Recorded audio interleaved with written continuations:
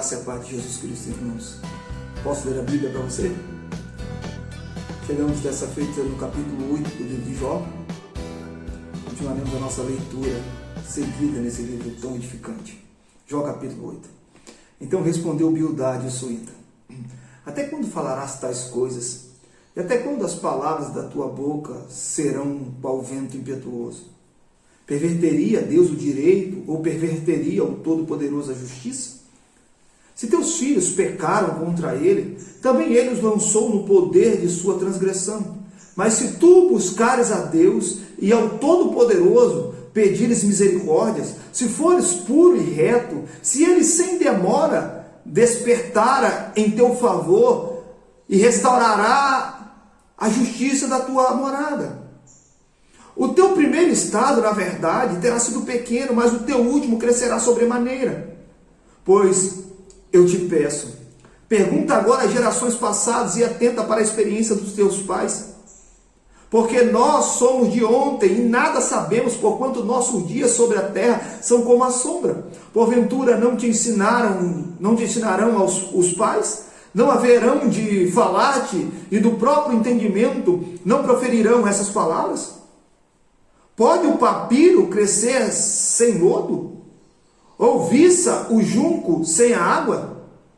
Estando ainda na sua verdura e ainda não colhidos, todavia, antes de qualquer outra erva se secam. São assim as veredas de todos quantos se esquecem de Deus, e a esperança do ímpio perecerá. A sua firmeza será frustrada, e a sua confiança é teia de aranha. Encostar-se-á a sua casa, e ela não se manterá. Agarrar-se-á a ela, e ela não ficará em pé. Ele é viçoso perante o sol, e os seus renovos irrompem no seu jardim. As suas raízes se entrelaçam no montão de pedras e penetram até as muralhas. Mas se Deus arranca do seu lugar, então este o negará, dizendo: nunca te vi. Eis em que deu a sua vida, e do pó brotarão outros. Eis que Deus não rejeita o íntegro, nem toma pela mão os malfeitores. Ele te encherá a boca de riso e os teus lábios de júbilo. Teus aborrecedores se vestirão de ignomínia, e a tenda dos perversos não subsistirá. Agora nós temos o discurso de Bildade, um dos 3 amigos de Jó que se assentaram com ele. Ele falou, o Jó respondeu, e agora Bildade toma a palavra. E o discurso de Bildade prossegue apresentando 3 argumentos lógicos, a fim de provar que Jó é culpado. Ele tinha essa intenção. E Jó o contesta com 3 perguntas difíceis adiante, a fim de ajudar seus amigos a compreender como ele está perplexo e atormentado. Bildade estava irado com o fato de Jó ter considerado que Deus faria alguma coisa errada. Esse é o primeiro argumento lógico de Bildade. Ele apela para o caráter de Deus. Apesar da teologia de Bildade estar correta, Deus é de fato justo, mas sua aplicação estava completamente equivocada, errada. Bildade concentrava-se em apenas um aspecto da natureza de Deus, sua santidade e justiça, deixando de lado o seu amor, sua misericórdia e sua bondade. Então veja, o que Bildade começou quando traçou do caráter de Deus, ele apresenta um atributo de Deus e esquece dos demais. O mesmo Deus que é justiça, o mesmo Deus que é ira, o mesmo Deus que traz sobre si uma santidade que requer justiça. Esse Deus que de fato é justo, que tem isso, tem um atributo essencial de Deus, um atributo comunicável de Deus que revela o seu caráter, é verdade. Mas no seu caráter também estão revelados os atributos como o seu amor, a sua misericórdia e a sua bondade. Porque o mesmo Deus que é justo e condena-nos por sermos culpados, Ele é o que nos salva por misericórdia, mesmo sendo nós culpados. A salvação que nos dá em Cristo Jesus. Veja, o segundo O segundo argumento lógico de Bildade é apelar para a sabedoria do passado. Veja, ele faz, no discurso anterior, baseou seu raciocínio na observação e na experiência. Mas como um bom tradicionalista, Bildade foi procurar a sua sabedoria no passado. Sua pergunta-chave é: o que os antigos têm a dizer sobre isso? Por certo, podemos aprender com o passado, é verdade, os antigos deixaram grandes ensinamentos. Nas palavras de Jorge Saitiana, diz o seguinte: aqueles que não se lembram do passado estão condenados a repeti-lo. Porém, o passado deve ser um leme que nos conduz e não uma âncora que nos prende. Nós somos, na verdade, levados a refletir no passado, de todos os acontecimentos, da sabedoria daquilo que se passou, até porque não há nada de novo debaixo do sol. Mas o nosso lema, o nosso ensino não se baseia unicamente daquilo que foi dito no passado, mas na verdade da revelação de Deus. Como o Senhor fala ao seu povo. Como o Senhor fala. Como o Senhor se revela a nós pela sua palavra.